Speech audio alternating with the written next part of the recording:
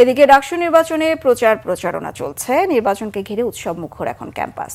ডাকসু নির্বাচন ইস্যুতে বুধবার chief returning officer doctor Mohammad জসিমউদ্দিনের সঙ্গে বৈঠক করেছে ছাত্রদল। প্রায় ঘণ্টাখানেক এই বৈঠক অনুষ্ঠিত হয়। ছাত্রদলের পক্ষ থেকে বলা হয়েছে, 9 সেপ্টেম্বর ডাকসু নির্বাচন সুষ্ঠু, নিরপেক্ষ ও অংশগ্রহণমূলক করতে হবে। সব শিক্ষার্থী যেন ভোট দিতে পারে সেই পরিবেশ নিশ্চিত করতে হবে। এদিকে নির্বাচন সামনে রেখে সকাল সন্ধ্যা হলে হলে প্রচারণা চালাচ্ছেন ভিপি, জিএস, এজিএস সহ বিভিন্ন পদ প্রার্থীরা।